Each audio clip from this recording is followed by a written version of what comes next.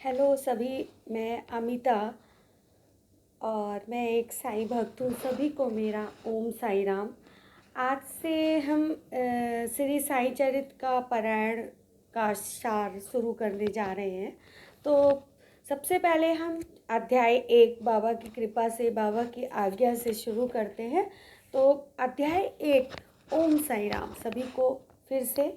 और अध्याय शुरू करने से पहले हम गणेश जी का ध्यान करते हैं और गणेश जी का ध्यान करके माँ सरस्वती की कृपा से और बाबा ने जो हमें हमारे मुख से जो साईं चरित्र का सार कहने की आज्ञा दी है उसको मैं माफ़ कहना चाहती हूँ।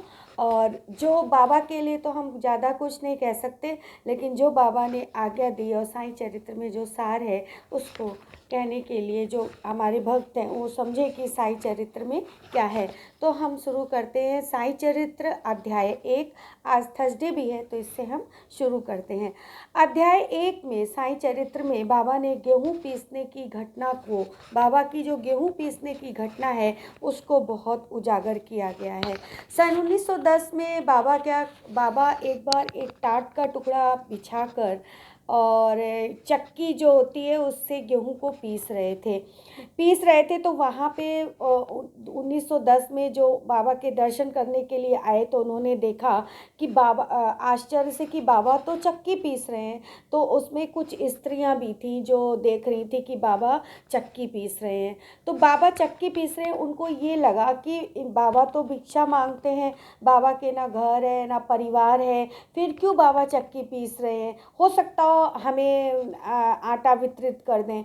तो वो बाबा की तरफ वो जो गांव की औरतें थीं वो बोली कि बाबा लाओ हम चक्की पीस देते हैं। तो बाबा ने तो एक बार क्रोधित हुए, लेकिन फिर बाबा मुस्कुराने लगे और वो जो भी गांव की औरतें थी वो चक्की पीसना, गेहूँ पीसना उन्होंने शुरू कर दिया। जब गेहूँ पीसना शुरू कर दिया तो वो उनके मन में औरतों के आ रहा था कि शायद बाबा के तो परिवार नहीं है, ये किस लिए पिसवा रहे हैं, तो भिक्षा मांग के खाते हैं, इनका कोई परिवार नहीं है, तो फिर हो सकता हो हमें ये बराबर मात्रा में बांट दें। इसलिए वो रुदन करती हुई आपस में बातचीत करती हुई उस गेहूँ को पीसती जा रही थी।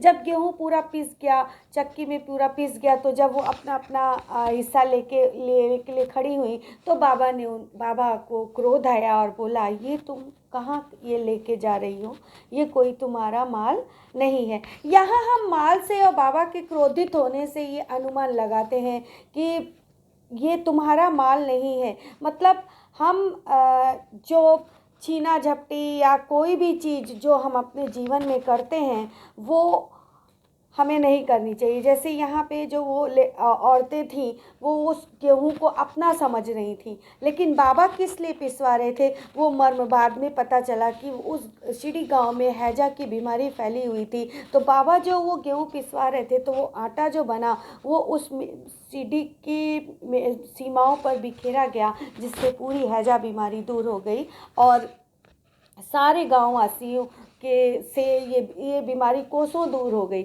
और सभी प्रसन्न। तब बाबा का मर्म समझ में आया लोगों को कि बाबा क्यों गेहूँ पिसवा रहे थे, ये हैजा पीसी जा रही थी, ये हैजा पीसी जा रही थी। तो बाबा ने जो ये शब्द औरतों के लिए कहे थे, ये तुम्हारा कर्ज का माल नहीं जो तुम हड़प कर ले जा रही हो, क्या कोई कर्जदार का माल है। तो हड़पने का मतलब यही है कि हम किसी भी चीज़ को ये भावना भी नहीं लाएं कि हमें ये लेके जाना है। वो किसी न किसी के उद्गृत ही कोई ना कोई चीज़ अनुग्रहित की जाती है। तो यहाँ बाबा ने जो गेहूँ पीसने का और मर्म बताया था वो यही है कि हैजा जो बीमारी फैली हुई थी उसको दूर करना था, तो उन्होंने उससे हैजा पीसी थी। और अब बहुत सा इसमें जो सार छुपा हुआ है कि बाबा बहुत दिन तक चक्की को पीसते रहे, जब तक शिरडी में रहे तब तक चक्की पीसते रहे। तो इस चैप्टर 1 का नेक्स्ट पार्ट हम नेक्स्ट वीडियो में लेके आते हैं। तो ये सार कितना है कि वो हैजा पीसी जा रही थी, वो बाबा के वचन थे। बाबा के वचन इतने दृढ़ और निष्ठापूर्वक होते थे कि वो कहते थे तो वो बीमारियां भी दूर हो जाती थी। तो बाबा ने उस तरह से हैजा बीमारी को दूर किया। तो आज सब लोग हम लोग इसी चैप्टर के माध्यम से बाबा से ये प्रार्थना करते हैं कि हर जगह से कोरोना जैसी महामारी को दूर करें। ओके, ओम साई राम।